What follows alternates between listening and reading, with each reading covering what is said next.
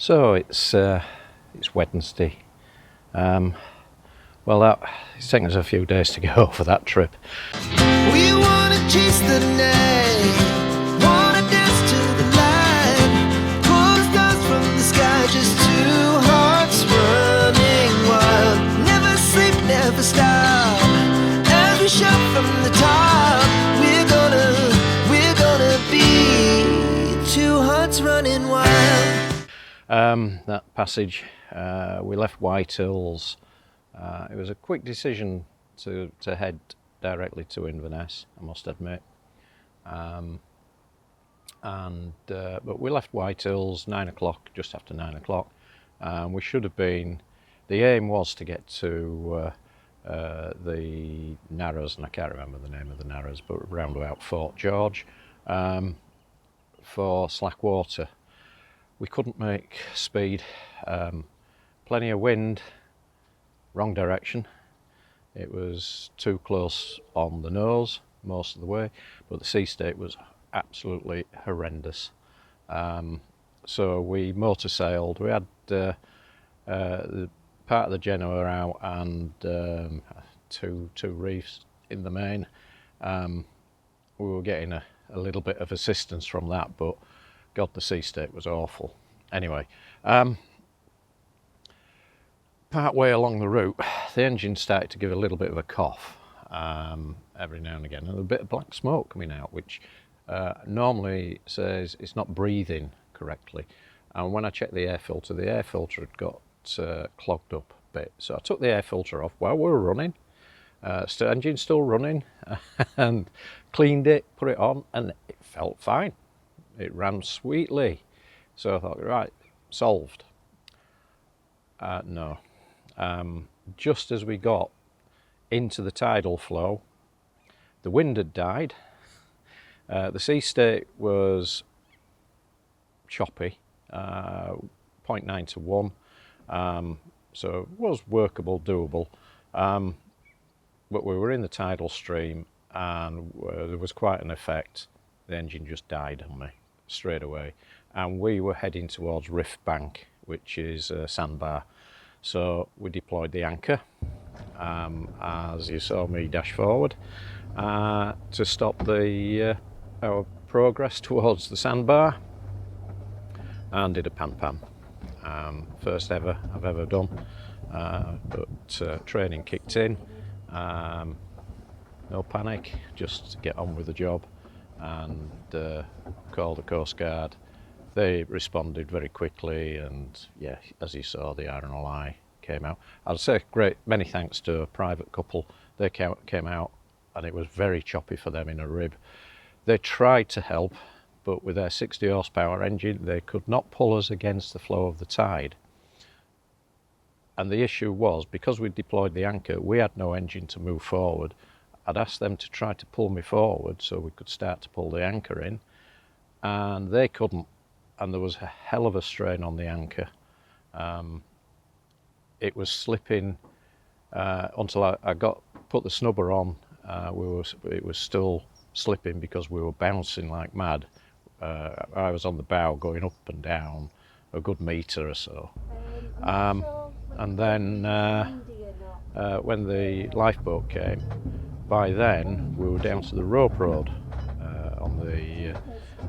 with the anchor, and again the strain was just so much we could not pull it in. In fact, it's broke the stripper on the anchor because the chain and the rope road were on so tight that they were just wrapping round the gypsy. And so that's where we're at. Now, what caused the problem? It looks like we've got a little bit of water. The water filter was pretty full, but also the filter had clogged. It looks like with all the bouncing that we've had ever since we crossed the Firth of Forth, and the difficult runs that we've had, that's just dislodged some crap. I've had the filter out, I've had the pipework out, I've cleaned everything, it's all renewed, it's done. I've been doing that over the last couple of days. I've done it, I wanted to get it done, we've not filmed it. So what's the task today? What we had to do also is cut the bitter end on the anchor chain. So at the end of the rope rod, we have another piece of line around that shackle, and this is the bitter end of the whole anchor. I had to cut that so that effectively we'd lost the anchor, but the lifeboat had already grappled it and had pulled the anchor up and was on their boat, so we could cut free. So the stripper is down there and it smashed the end, smashed off there, so I'm going to have to make some modifications to that to get so that that's secure, and then I've got to refeed and reset the anchor on the Gypsy, and I've got to free up the clutch because that's wound itself on very, very tight now, so that's going to be a bit of a task as well today. But lovely marina in Vaness Marina. We're on the River Ness. That goes out to the Moray Firth in that direction. That's Kessock Bridge. Beautiful location.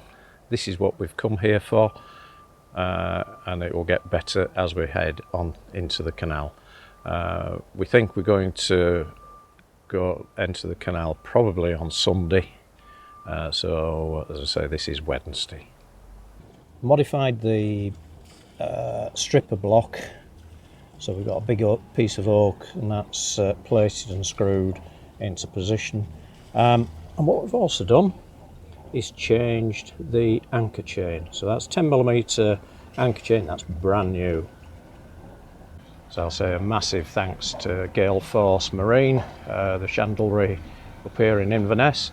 I ordered the chain at 10 o'clock in the morning and they delivered it just after midday for free. Fantastic. So yeah, absolutely superb service. Only about 15 minutes further around the corner from Vaness Marina. The procedure is quite simple. Book online to get your license, give them a ring about 24 hours before you want to go into the canal, and they'll give you a time, and then call them up on the VHF on channel 74 when you're ready to slip from Vaness Marina, and they'll say yay or nay, and around you go. They should have the gates open, ready for you.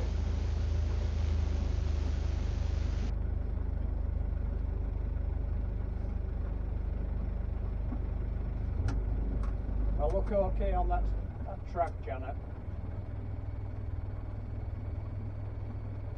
Merton locks, Asahi, yeah.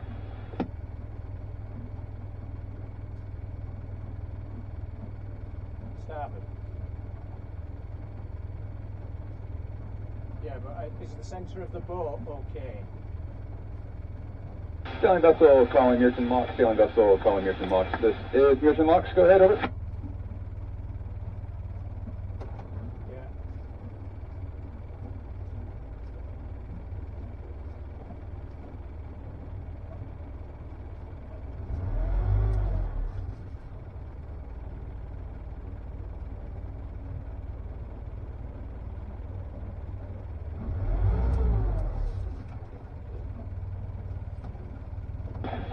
Sailing vessel Ash High, sailing vessel Ash High. This is Merton Locks, over.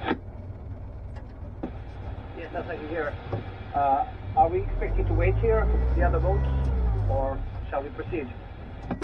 Ash High, this is Merton Locks. Yeah, we're just waiting for Cassiopeia to join us. We'll take one of you guys on port side and one on starboard. We'll sort that out in a sec. Okay, we'll take you both up on the same swing, over. Thank you, over. Town Lock, this is Yacht Baru, over. Baru, this is Merton Locks, go ahead, over. Yeah, we've just tied up at the jetty on the sea lock side of the bridge, over. Baru, Merton Locks, that's fantastic. Currently, sir, we're going to take 2 vessels down after we take them through the bridge. We'll be going on our lunch. We're expected back, we'll say 1:45, but times may change on that. We'll give you an update when we know, over.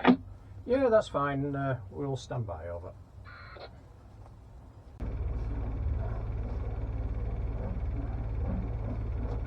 So that starts our journey through the Caledonian Canal.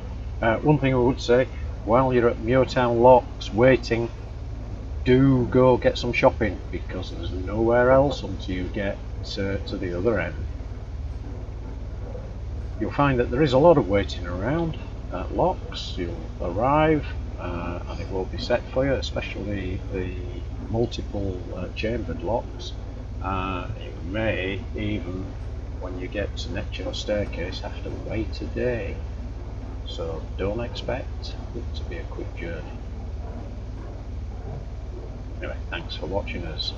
Please do like, share and subscribe to see more of our sailing on Baru, on motor cruising, Embrace and Baru.